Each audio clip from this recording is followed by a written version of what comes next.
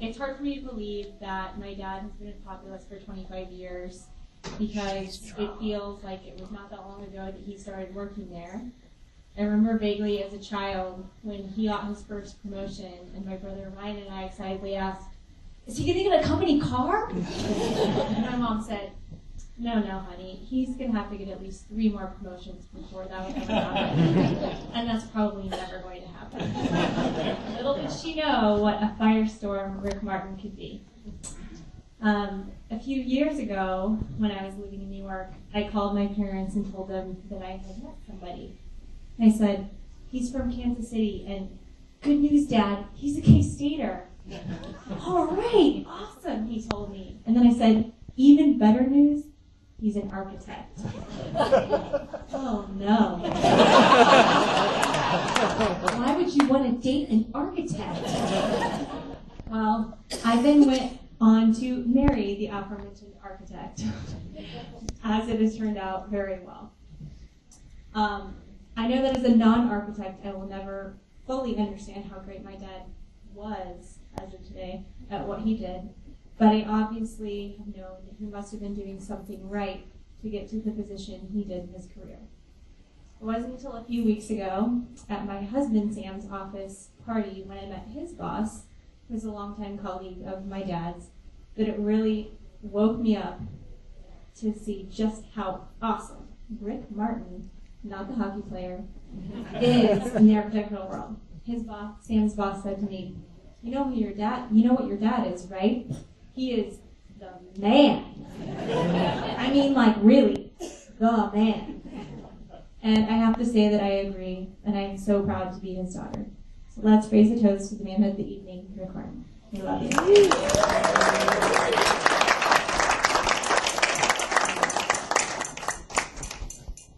And Ryan.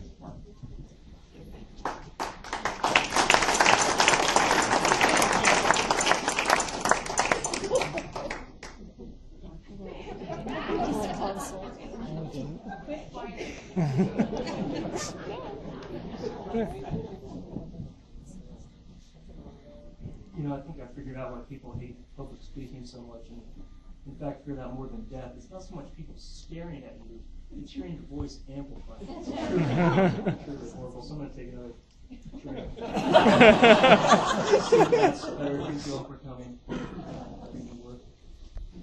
I know it's hard to sound sincere to say thank you for coming, but truly, if there was ever any doubt how special you are to my folks, let this serve as a reminder, because honestly, the original guest list was somewhere over 400 people, probably.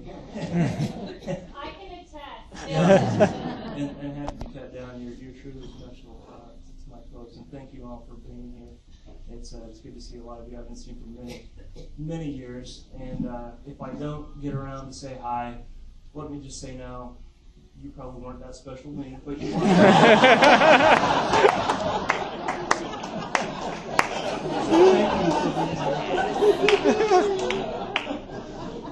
You know, as much as this is a birthday celebration, it is a celebration of what has got to be, by any conceivable standard, an amazingly impressive career that many, many people strive for, and few are fortunate enough to achieve. And let me assure you, that fact was never lost on this man. He knew at every level, and I can attest to my sister's story. That's exactly how I remember it. Promotions in the company car. He didn't take a single one of those promotions for granted, and knew that he needed to make the most of each one of them, and he surely did, and rose to a very prominent position in an amazingly wonderful firm.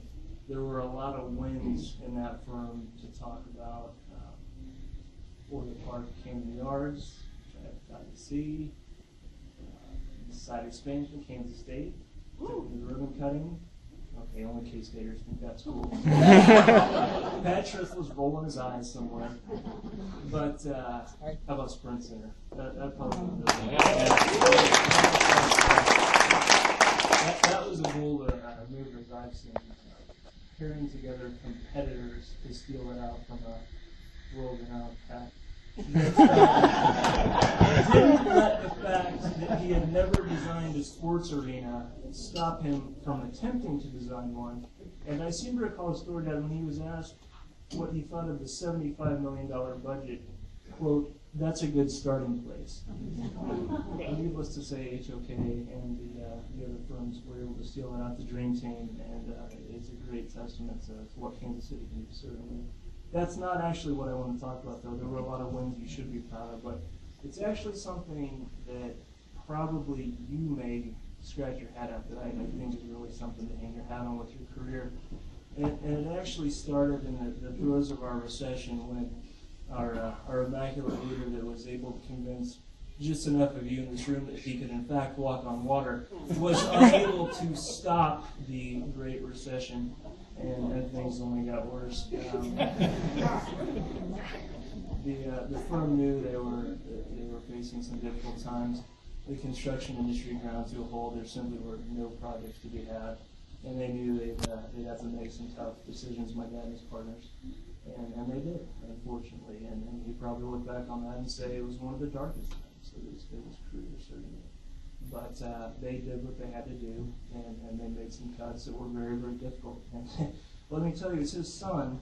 I was probably privy to that information more than you were, and I won't embarrass you here too much, Dan, but I think he didn't set down a bottle of Pepto-Bismol from his hand the entire time that happened. And it wasn't merely days. It was months and months and months. And having to let go of some people he worked with his entire career. It wasn't easy. Pepto-Bismol stopped working after a while. I think they go on to prescription stuff. So, yeah. But they did what they had to do and got the firm solvent. And we're able to keep it viable. And here we are today, and Populous is probably stronger than ever. And I know those weren't easy decisions to make. I just can't give you and your partners enough credit for that. I know that was incredibly tough. And at one point I asked him, I said, well, why are you doing this? You were smart with your money, just call it a day. You don't need this grief. We're honestly a little bit concerned for yourself, I'm not going to lie. But he said to me, and I'll never forget this, he said, one, he knew he could make a difference and make the firm viable and safe. And the other thing he said to me that really stood out was, the firm gave me the opportunity to rise up and make a good career and provide for you and your sister and your mother in a way that most people can't. And I want to make sure that somebody else, the next generation, has that opportunity as well. Now, a lesser man would have said, to hell with it, I don't need this grief, and that probably would have been me, quite honestly, but he didn't. He stuck in there, stuck it in there, and they did what they needed to do. And his partner in the firm is viable, and it's there, and it's waiting for the next Rick Martin to go conquer the world. And honestly, Dad, if you can't be proud of that, I don't know what you can be proud of. That is really something to hang out on.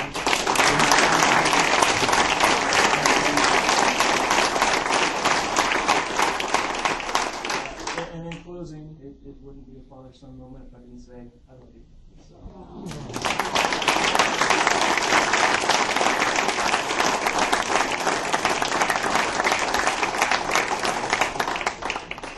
Ladies and gentlemen, that concludes